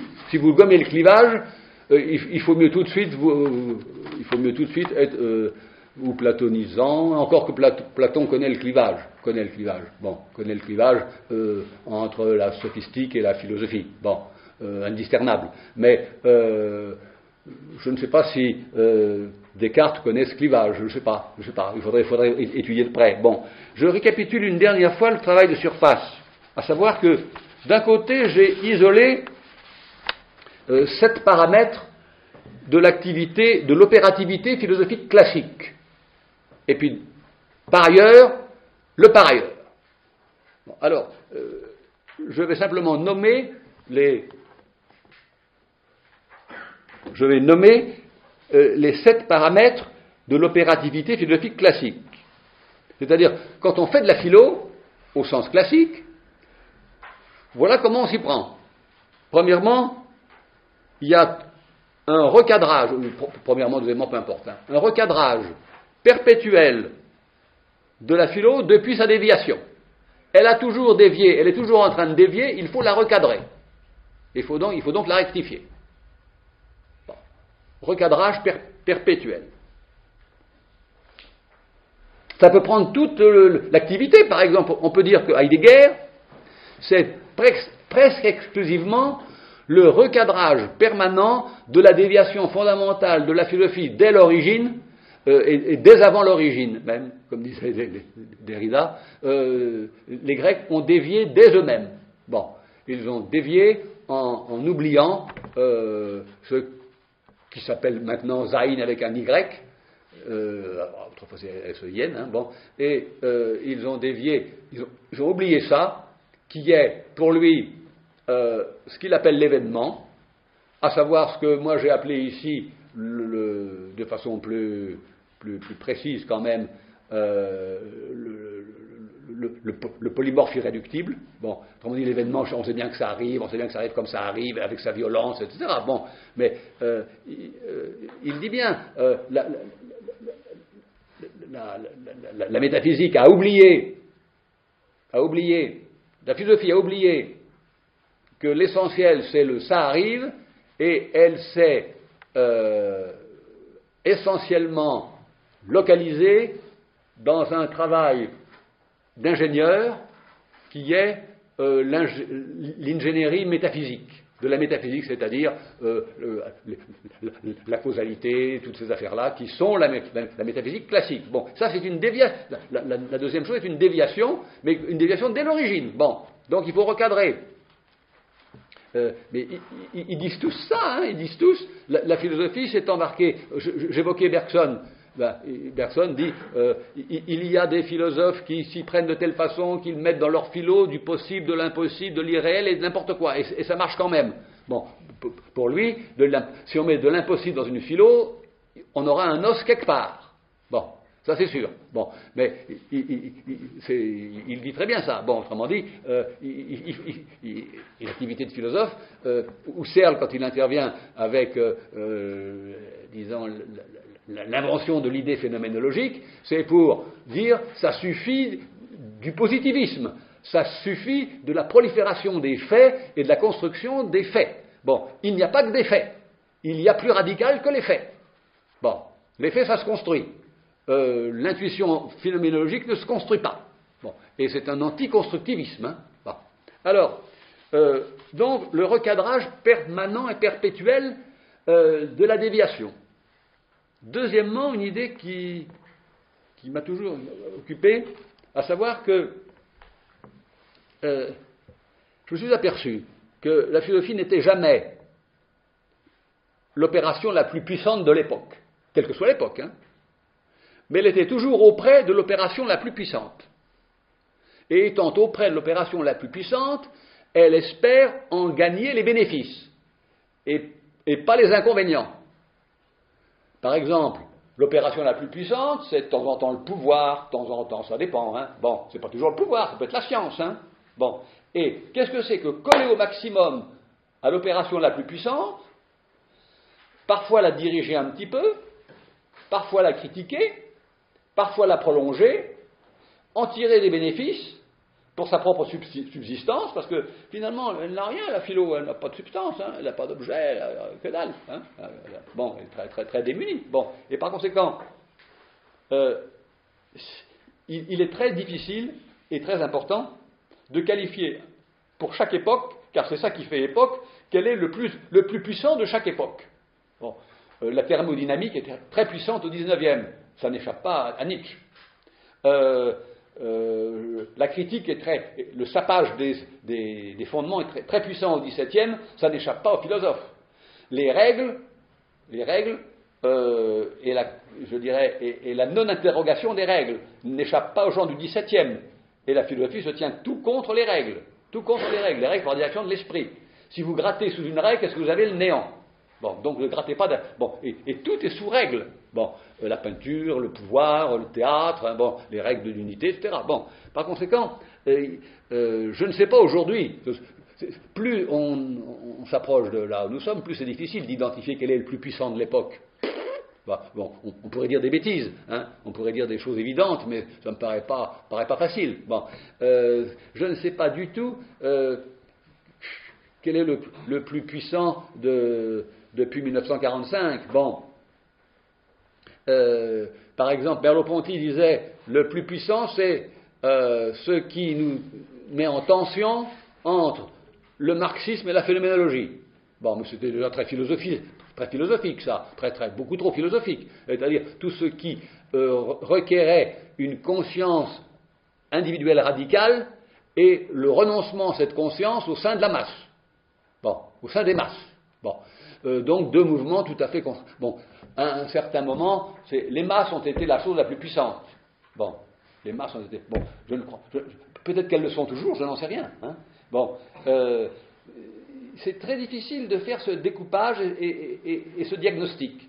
Mais il est très important, parce que si on se trompe de plus puissant, la philo, bon, il est évident qu'au XIIIe siècle, c'est assez facile de voir que le pouvoir, je dirais, ecclésiastique est le plus puissant de l'époque. Et par conséquent, la philo, il colle. Bon. Il est évident qu'on voit comment Descartes fait décoller la philo d'un plus puissant qui ne l'est plus au bénéfice d'un nouveau plus puissant qui est la mécanique. Bon, et il y a une ère de la mécanique qui est une ère très riche pour la philo. Puis ensuite, il y aura la thermodynamique. Et alors, aujourd'hui, moi qui ne suis pas du tout scientifique, je ne peux pas vous le dire, hein, mais pour aujourd'hui, hein, bon, vous voyez. Alors, c'est très... Bon, donc, mais l'idée importante, c'est que la philo n'est jamais le plus puissant. Hein, jamais. C'est pas la peine. Si vous en faites le plus puissant, vous en faites une idéologie. Bon. Mais elle est auprès du plus puissant ce qui grappille des bénéfices, sape un peu la puissance. Vous savez, je me rappelle de Yann Thomas me disant un jour, j'ai pas besoin de philosophes qui viennent gratter sous mes pieds pour savoir ce que c'est qu'une chose. Je peux le faire par moi-même. Ce que c'est qu'une personne. Bon. Autrement dit, c'est vrai que c'est un travers de philosophe de se glisser comme ça, gentiment, hein, sans avoir l'air de rien, et puis de gratter, et de faire de la sape, et puis de dire, mais ça n'a pas de fondement ce truc-là. Et puis de proposer un fondement, et l'opération est gagnée. Bon, ça c'est une ruse facile. Hein. Bon, ou bien, la fameuse question, où est-ce que ça mène tout ça, hein. Je me rappelle j'étais jeune prof de lycée, mais c'est loin. Peut-être le premier cours, un élève qui me dit, donc c'était le premier cours de sa première année de philo, et il me dit, mais où est-ce que ça va mener tout ça? Il n'y avait pas encore beaucoup dans le tout ça, hein, parce qu'il y avait 1 heure de cours. Hein, bon. Et j'ai été frappé de cette question. C'est le même, il n'était pas idiot le type. J'avais dû parler du doute, sans doute, hein, comme un jeune prof, ça parle du doute, hein, un jeune prof de philo. Et il m'avait dit, bon, vous savez, monsieur, de quoi voulez-vous que je doute? Je ne sais rien. C'était pas mal. C'était une assez bonne réponse. Hein. Donc, et c'est vrai qu'il faut avoir du savoir pour douter. Si on n'en a pas, on n'est pas ému par douter. Bon, alors, le quatrième paramètre, c'est, dans le fond, la question des intérêts. À quoi s'intéresse la philo? Alors elle a deux sortes d'intérêts. Des intérêts, je dirais, par soi. Vous n'avez pas, dans le fond, à légitimer pourquoi je ferai un cours sur la vérité. Car la vérité est un intérêt par soi de la philo. Bon. Il y a comme ça une série de motifs qui sont par soi. Bon, j'ai pas besoin, si je fais un cours sur la justice, mais pourquoi monsieur la justice? Bon, non, c'est une mauvaise question ça. Bon, autrement dit, ce sont des questions qui sont toujours à re-questionner. Et puis, il y a des intérêts indifférents. Si je m'occupe des nuages, par exemple, il y a un sujet qui m'intéresserait beaucoup, si j'avais la compétence, mais je ne l'ai pas du tout. Pas du tout, du tout. C'est les animaux et les appareils.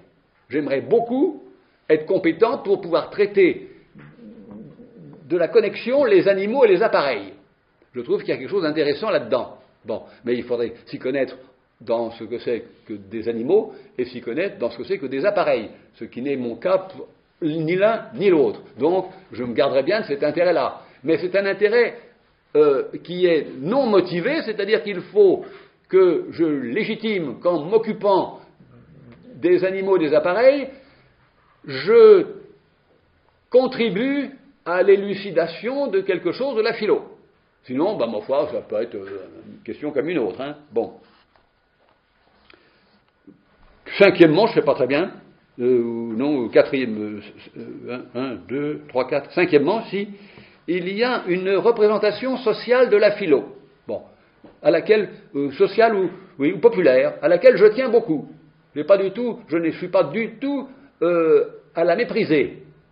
Bon, parce qu'elle met en garde contre deux folies dont je vous parlais déjà la semaine dernière, à savoir, elle met en garde contre le délire du système.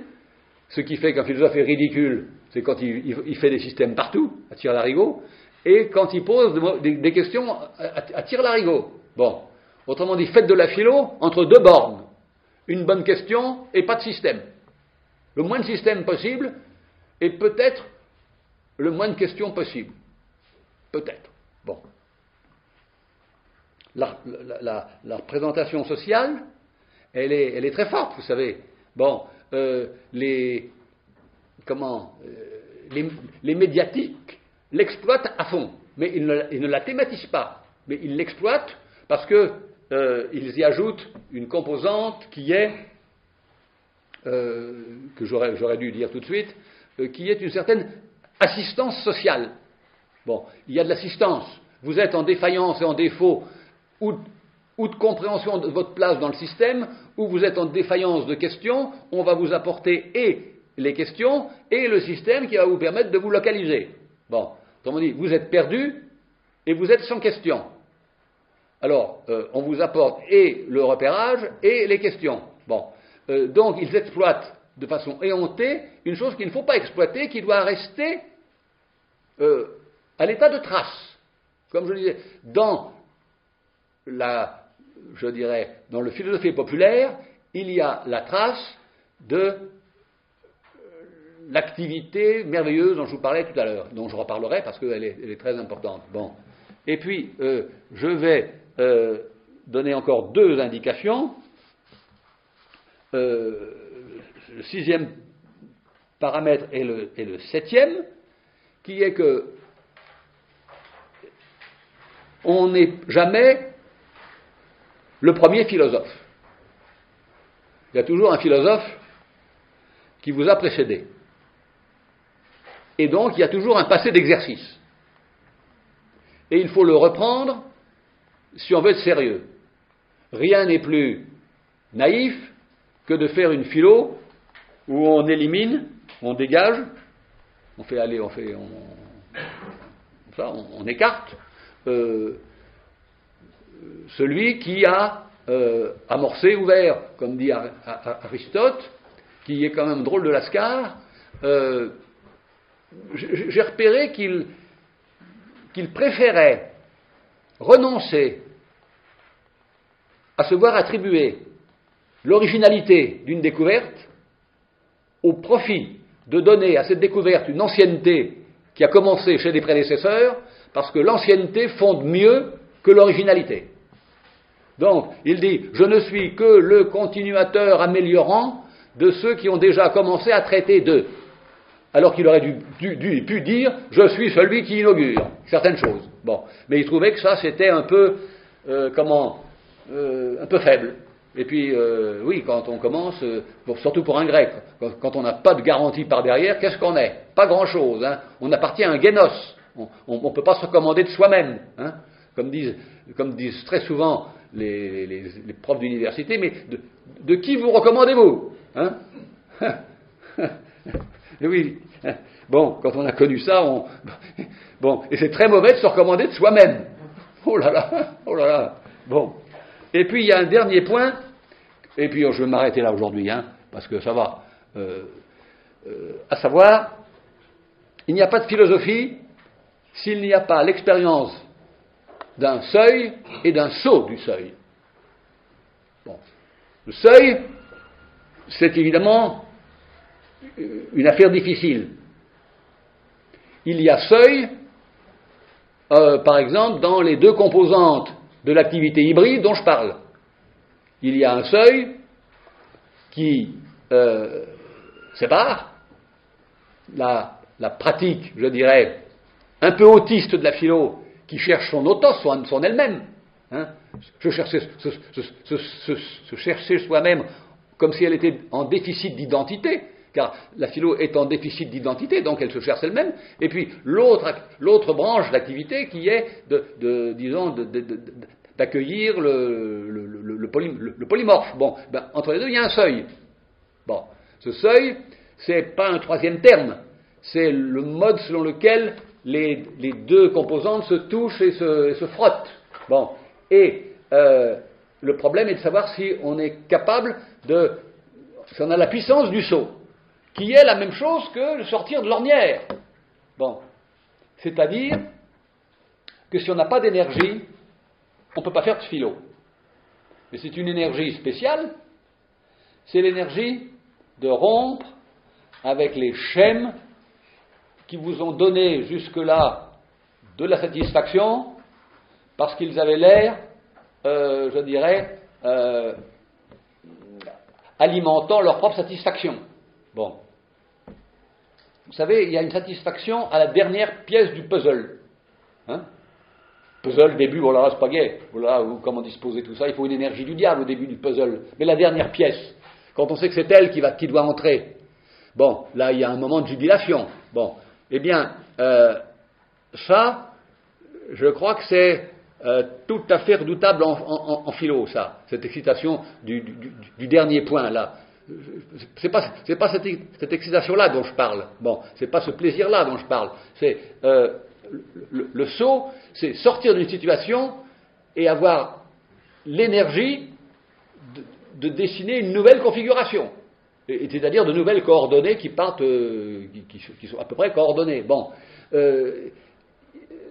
la fin est une mauvaise excitation quand elle est comme dans la fin d'un puzzle, parce que le dessin est fait et il y a une jubilation, je ne sais pas comment la qualifier d'ailleurs, de puissance sans doute, d'avoir fini, d'avoir achevé, d'avoir mis la fin. Bon. Vous avez remarqué qu'il y a beaucoup de pubs qui ont on a besoin d'un intérim et l'intérim il n'est pas là, donc les activités sont arrêtées dans une entreprise et arrive un type qui a la pièce qui convient, tac, et puis ça repart et on entend un clac qui fait que la chose s'ajuste et il y a un goût de l'ajustage qui est inquiétant, qui est redoutable. Bon, ça ne peut pas vraiment bien s'ajuster. Hein. La sortie de l'ornière ne va pas s'ajuster à l'ancienne activité qu'on vient de quitter. Ça va pas. Bon, il faudra consentir à un peu d'inconfort.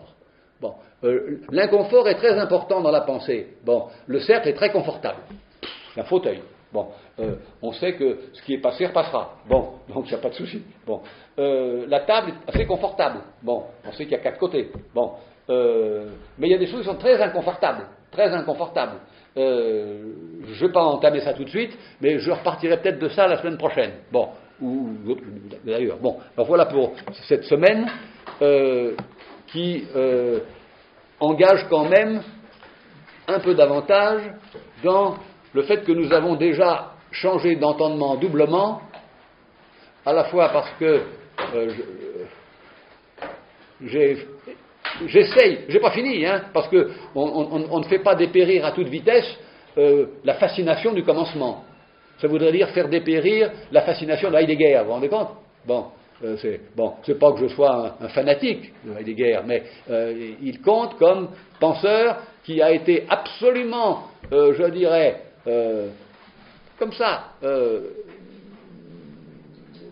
comment on dit ça, excité, plus qu'excité, il a été transi par la fascination de l'archaïque de l'ancien, bon, du plus ancien que l'ancien, bon, et on ne peut pas se déprendre comme ça facilement, hein, bon, alors, apparemment, ce sont des affaires de culture aussi, ça. Quand on appartient à une ère culturelle, on est moins affecté par tel genre de procédure que par tel autre. Mais je ne sais pas si c'est simplement une affaire d'ère culturelle. Bon. Et c'est la même chose pour la fin, FIN. Bon, allez. Pour aujourd'hui, ça suffit. Je vous remercie.